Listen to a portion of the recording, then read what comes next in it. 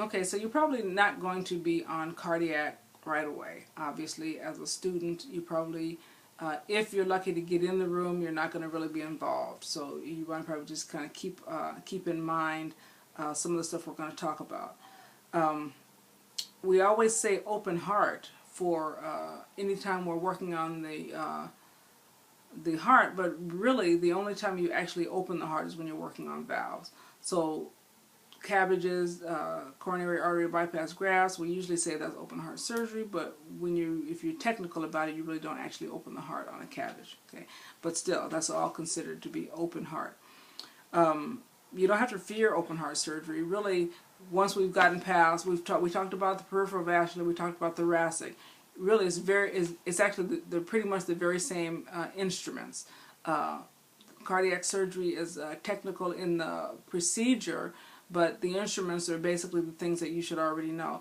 The only difference, I would say, probably are going to be your sternal saw, right? So you're going to need a sternal saw to enter into the cardiothoracic cavity, okay?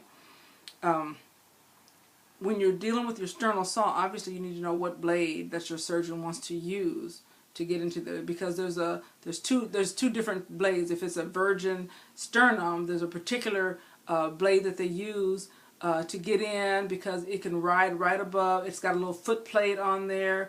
The way that the saw is configured, it glides very nicely on the pericardium, and it separates the sternum, and the heart and lungs are exposed, and everything is still intact. And then you go ahead and you go in and you separate the pleura and the pericardium, and you tack all that back, and it's wonderful and it's awesome. Now, if they've had surgery before, obviously you have a lot of adhesions, and you have a sternum that you've already compromised once. So there's a different type of saw that you use, and you have to know that you're going to be going through there, and then you have to really be careful because, of course, now you've got tissues that are adhesed not only to the sternum, but they're adhesed to the heart. So you can't just go in there rip-roaring through there, right? You have to take your time, and you have to make sure that you have the right kind of saw, because obviously you don't want to take a saw to somebody's heart. So just know whether it's a first time cardiac surgery or if it's a redo. Okay, of course that's going to be something that's going to be way down the road for you. Heart surgery, obviously they're going to have the perfusion machine, the heart-lung machine there, and there are some procedures, obviously, like the valves, where they have to actually go on bypass. Okay, now bypass can be right in the heart, right into the ventricle and the atrium, or depending on if it's a redo or if there's some other kind of issue going on, they may cannulate the femoral artery and vein. Okay, so just be aware of how they're going to be establishing the bypass, if they are in fact going to be going on bypass. A lot of the heart surgeries now, they're trying to do minimally invasively, and they're trying to minimize the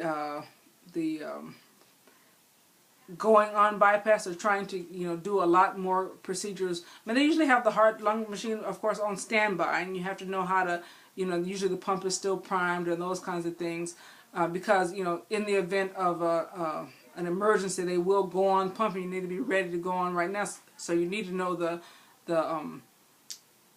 the system. You need to know the steps to go on there. You need to be ready to go on. But they're trying to minimize going on bypass because there are a lot of different coagulopathies that the patient develops being on the heart-lung machine. So they've developed quite a lot of surgeries now, especially a lot of the bypasses, the cabbages, depending on how many vessels that are being done. They may do it off pump, right? So you need to know all of the equipment that's necessary to do an off pump cabbage.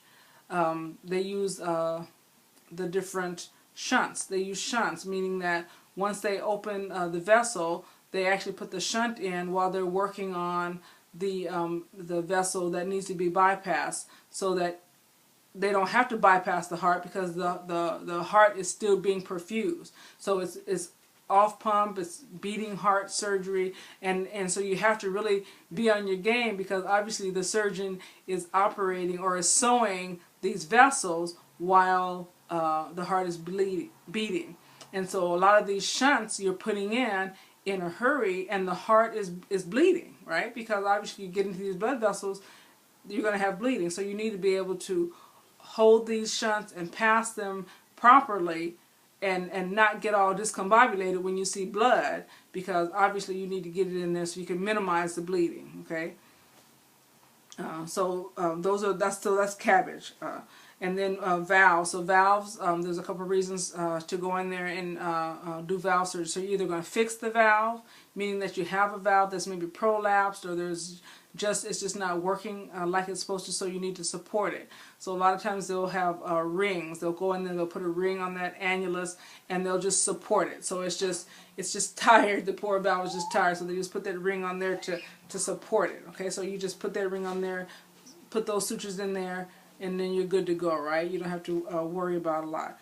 But then you have those valves that either are completely prolapsed, the leaflets just don't work anymore, or they could be calcified. They're just not working like they're supposed to. So now the surgeon has to go in and actually get that valve out of there. So as he's getting it out of there and it's calcified, or there's crud on it or whatever it is, and you're using your pituitary rongeur, so again, you're going to have to go in there, you have to wash that stuff off of there. It's like when you do any other procedure, when they go in there with those rongeurs, they're going to come back to you, and you need to wipe that off. Okay.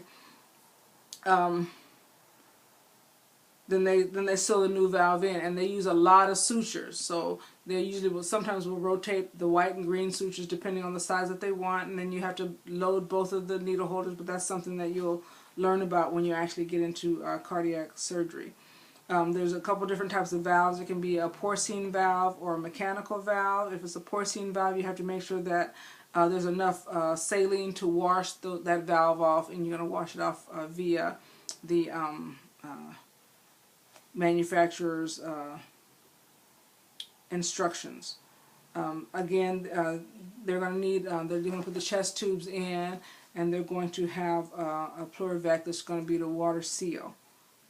You're going to use wire sutures. Once the wire sutures go in, then they're going to twist those wires with the wire twisters, and then they're going to close that tissue. Now, most heart rooms, you stay sterile until the patient's actually out of the room.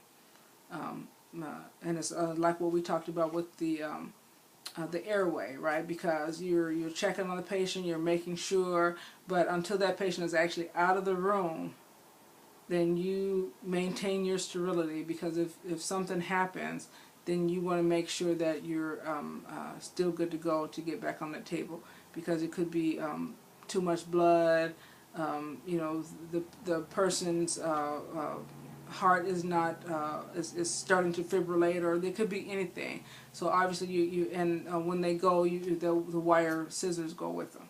Okay, so you just have to make sure that you're aware of that.